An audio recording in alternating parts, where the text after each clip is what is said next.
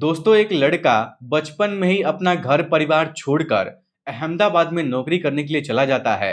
वहां पर दिन रात मेहनत करता है, मजदूरी करता है, खूब पैसा कमाता है और जो पैसा कमाता है वो सारा पैसा अपने घर अपनी माँ को भेज दिया करता है। लेकिन दोस्तों एक दिन जब वही लड़का जब काम काज छोड़कर अपने घर पर आता है तो उसका उसके माँ से लड़ाई झगड़ा हो जाता है। लेकिन दोस्तों ये लड़ाई झगड़ा इतना आगे बढ़ जाता है कि वो लड़का अपना मोबाइल फ़ोन तोड़ देता है और जब अपनी माँ से पैसा माँगने की कोशिश करता है, तो उसकी माँ उसको पैसा देने से इनकार कर देती है। दोस्तों उस लड़के को ये बात लगता है कि मैं ज़िंदगी भर पैसा कमाया हूँ, ज़िंदगी भर पैसा कमा के इन्हीं लोग को दिया हूँ और आज मुझे सिर्फ़ इतने पैसों की ज़रूरत है, तो ये लोग मुझसे कह रहे हैं कि हमारे पास पैसा नहीं है। अब दोस्तों यही बात उस लड़के के मन में बैठ जाती है और वो लड़का एक ऐसा खौफनाक कदम उठाता है, जिसको सुनकर आपके होश उड़ जाएँगे। दोस्तों आज मैं आपको गोरखपुर से आई एक ऐसी हकीकत के बारे में बताने जा रहा हूँ, जिसको सुनकर आपका दिल भी काँप जाएगा। दोस्तों ये हादसा सिर्फ़ और सिर्फ़ एक छोटे से झगड़े से शुरू होता है, लेकिन कुछ घंटे के अंदर सिर्फ़ इसी छोटे से झगड़े की वजह से एक परिवार के अंदर 3 लोगों की जान चली जाती है, 3 लोगों की मौत हो जाती है। दोस्तों इस घटना को ध्यान से पूरा ज़रूर सुनिएगा, क्योंकि इस घटना को सुनने के बाद आपकी आँखों से आँसू बहने वाले हैं। लेकिन दोस्तों वीडियो में आगे बढ़ने से पहले आप लोगों से एक छोटा-सा रिक्वेस्ट है, अगर आप लोग हमारे चैनल पर पहली बार विज़िट किए हैं, तो चैनल को सब्सक्राइब करिए, वीडियो को लाइक करिए, ताकि मेरा हौसला बढ़ता रहे और भी ज़्यादा इंटरेस्टिंग कहानियाँ ऐसे ही मैं आप लोग को सुनाता रहूँ। दोस्तों ये कहानी है गोरखपुर के रहने वाले मोहित की, जिसकी उम्र 18 साल है। मोहित के पिता का नाम स्वर्गीय आनंद कनौजिया है, जिसकी मौत बीमारी के कारण आज से 10 साल पहले ही हो गई थी। दोस्तों मोहित की माँ का नाम कौशल्या है और उसकी एक छोटी सी बहन है। दोस्तों मोहित के घर में उसकी माँ, उसकी छोटी बहन और उसके दादाजी रहते हैं। इन तीनों के अलावा इस घर में और कोई रहता ही नहीं है। दोस्तों जब मोहित के पिता आनंद कनौजिया का निधन हो गया था, तब से मोहित अपने घर की सारी जिम्मेदारी अपने कंधे पर उठाना शुरू कर दिया था। दोस्तों मैं आपको बता दूं ना कि जिस उम्र में बच्चे बैग लेकर पढ़ाई करने के लिए स्कूल जाते हैं, दोस्तों उस उम्र में मोहित के लिए पढ़ाई से ज्यादा जरूरी उसको पैसा कमाना लग रहा था। दोस्तों मोहित बचपन से ही ये बात समझ गया था कि अब ना तो उसके रिश्तेदार उसका साथ देने वाले हैं, ना तो कोई उसके आगे है और ना ही कोई उसके पीछे है। अब जो भी कुछ करना होगा वो उसी को करना होगा, अपने परिवार की जिम्मेदारी उसी को उठाना होगा। दोस्तों मोहित के कुछ दोस्त लोग अहमदाबाद में नौकरी करते थे, तो मोहित अपने दोस्तों से बातचीत करता है और अहमदाबाद नौकरी करने के लिए चला जाता है। वहां पर कपड़ा प्रेस करने का काम शुरू कर देता है। अब दोस्तों जो भी पैसा कमाता था उस पैसे से अपना खर्च निकालता था और कुछ पैसा घर पर भेज दिया करता था, ताकि उसकी बहन की पढ़ाई हो सके, माँ का खर्चा निकल सके और दादाजी की दवाई का पैसा का खर्च निकल सके। लेकिन दोस्तों कुछ दिनों से मोहित को कुछ अच्छा नहीं लग रहा था। उसको बेचैनी महसूस हो रही थी और घर वालों के साथ वो कुछ वक्त बिताना चाहता था। शायद दोस्तों हो सकता है कि घर की जिम्मेदारियों को उठाते उठाते जो मोहित है वो एकदम से थक चुका था और काम छोड़कर घर पर जाना चाहता था। काम में उसका मन नहीं लग रहा था। तभी दोस्तों एक दिन की बात है, मोहित जहाँ पर प्रेस करने का काम कर रहा था, वहां पर अपने मालिक से कहता है कि सर देखिए ना, मैं घर जाना चाहता हूँ। मैं पिछले 3 सालों से यहाँ पर काम कर रहा हूँ, मुझे घर की याद सता रही है, मुझे यहाँ पर अच्छा नहीं लग रहा है। तब दोस्तों वो आदमी कहता है कि बेटा मैं तो तुमसे हमेशा कहता हूँ कि जब भी तुमको घर जाने का मन करे तो तुम मुझे बताकर चले जाना, लेकिन तुम खुद ही घर जाने का नाम नहीं लेते हो। तब दोस्तों मोहित कहता है कि सर अगर मैं घर चला जाऊंगा तो पैसा कौन कमाएगा, अगर मैं काम नहीं करूंगा तो घर पर पैसा कौन भेजेगा, मेरी एक छोटी सी बहन है उसकी पढ़ाई रुक जाएगी, घर का खर्चा कैसे चलेगा। दोस्तों वो व्यक्ति मोहित को उस दिन समय से पहले कुछ तनख्वाह का पैसा देता है और उससे कहता है कि मोहित तुम्हारा मन परेशान है तो तुम घर चले जाओ और जब आने का मन करेगा, तुमको यहाँ पर काम करने का मन करेगा, तो दोबारा मुझे फोन करके यहाँ पर चले आना। अब दोस्तों मोहित क्या करता है कि अहमदाबाद से अपने गांव चला आता है। घर पर रहते हुए उसको 10 दिन बीत चुके थे। मोहित अपने दोस्तों के साथ घूमता है फिरता है। जो पैसा कमा कर लेकर आया था उस पैसे को अपने दोस्तों के ऊपर फालतू खर्च कर रहा था, जिस वजह से उसकी माँ उसके ऊपर गुस्सा करने लगती हैं और जो पैसा उसके पास पड़ा हुआ था उस पैसे को छीन कर अपने पास बक्से के अंदर रख देती हैं। अब दोस्तों इसी बात पर मोहित और उसकी माँ कौशल्या के बीच में झड़प हो जाता है, लड़ाई झगड़ा हो जाता है और दोनों के बीच में झगड़ा इतना आगे बढ़ जाता है कि मोहित क्या करता है कि अपना मोबाइल फोन जमीन पर पटक देता है और पटक कर तोड़ देता है। दोस्तों उसके मोबाइल का स्क्रीन टूट जाता है, लेकिन जब कुछ घंटे के बाद मोहित का गुस्सा शांत होता है तो मोहित अपनी माँ के पास जाता है और अपना मोबाइल फोन बनवाने के लिए अपनी माँ से 1500 रुपए मांगता है, जिस पर उसकी माँ कौशल्या उसको डांट देती हैं, डांट कर भगा देती हैं और वो कहती हैं कि मेरे पास पैसा नहीं है, या फिर दोस्तों ये सोचकर वो पैसा देने से मना कर देती हैं कि जब वो मोबाइल जानबूझकर तोड़ा है तो बनवाने की क्या जरूरत है। लेकिन दोस्तों जब ये बात मोहित सुनता है तो उसको बुरी लग जाती है। दोस्तों वो सोचता है ना कि मैं दिन रात मेहनत करता हूँ, पैसा कमाता हूँ, और जब आज मुझे 1500 रुपए की जरूरत है तो आज मेरी माँ मुझसे कह रही है कि मेरे पास पैसे नहीं है, मेरे पास पैसे खत्म हो गए हैं। दोस्तों मोहित की माँ को लगता है ना कि चलो बेटा अभी गुस्सा है, गुस्से में लड़ाई झगड़ा किया है, कुछ घंटे बाद शांत हो जाएगा। लेकिन दोस्तों मोहित के मन में एक अलग ही टाइप का तूफान चल रहा था, जो शायद उसकी माँ उसकी भावनाओं को देखकर समझ नहीं पाती हैं। दोस्तों उस दिन बुधवार का दिन था और दोपहर का समय था, दोपहर के लगभग 12 साढ़े 12 बज रहे थे। दोस्तों उस समय मोहित के घर पर कोई भी नहीं था। मोहित के दादाजी घर से बाहर गए हुए थे, वो गाय चराने का काम करते थे।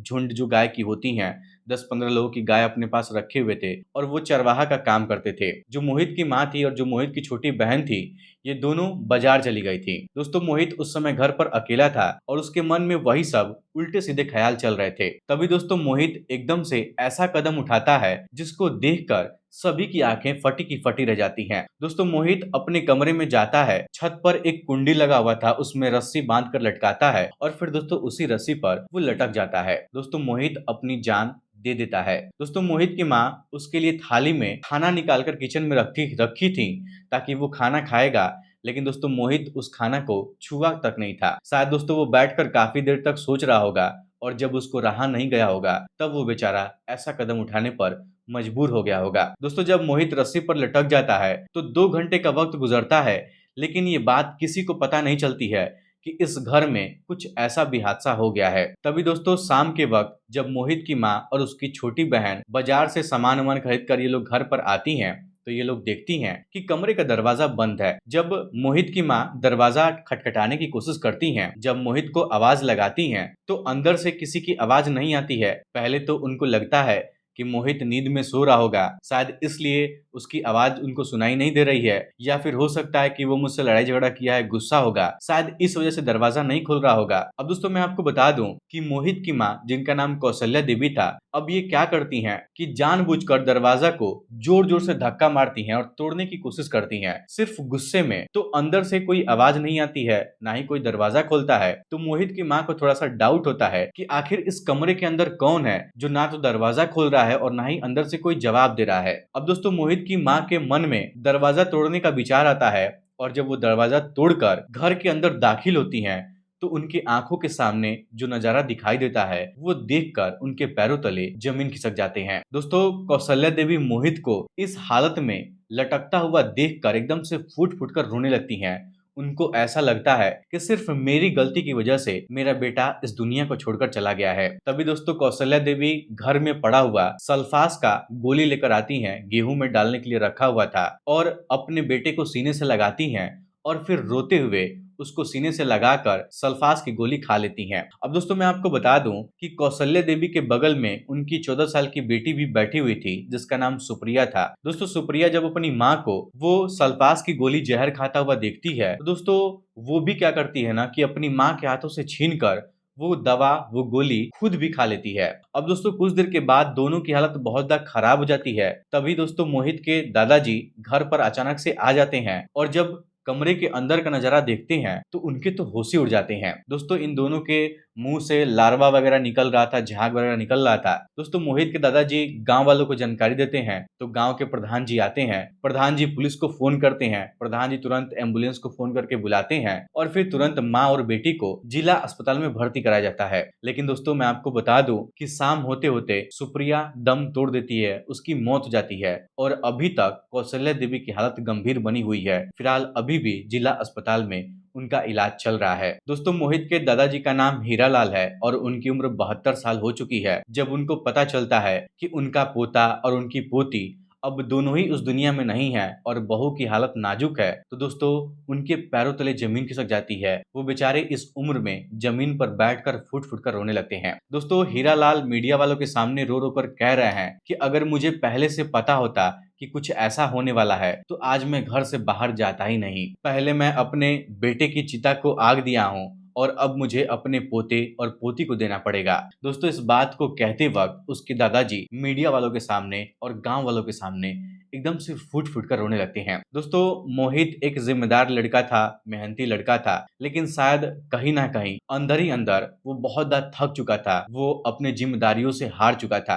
क्योंकि दोस्तों अहमदाबाद में उसके ऊपर काम का बोझ बहुत ज्यादा था। दिन रात उसको खटाया जा रहा था। अकेले पैसा कमाने वाला इंसान था, अकेले घर चलाने वाला इंसान था, और जब वही पैसा अपने घर वालों से मांगता है और जब उसी के घर वाले उसको पैसा देने से इनकार कर देते हैं तो दोस्तों उसको लगता है कि शायद अब इस दुनिया में उसको समझने वाला कोई नहीं है। दोस्तों अब इस दुनिया में ना तो मोहित है, ना ही उसकी छोटी बहन सुप्रिया है, और पता नहीं उसकी माँ की जान बच पाएगी या नहीं बच पाएगी, ये कहना अभी पॉसिबल नहीं है। फिलहाल अस्पताल में उसकी माँ का भी इलाज चल रहा है। दोस्तों इस कहानी से हमें ये सीख मिलती है कि गुस्से में बोले गए शब्द कभी कभी इंसान की जान भी ले सकती है। और दोस्तों गुस्से में कभी किसी को इतना नहीं बोल देना चाहिए कि उसकी आत्मा तक टूट जाए। और दोस्तों मैं आप लोगों से हाथ जोड़कर विनती करूंगा ना कि अगर आपके बच्चे भी कभी कभी इस तरीके से हरकत करते हैं, पैसा मांगने की जिद करते हैं, मोबाइल तोड़ने की जिद करते हैं, तो आप सबसे पहले उनसे वादा करिए कि बेटा जो तुम डिमांड कर रहे हो मैं उस डिमांड को पूरा करूंगा,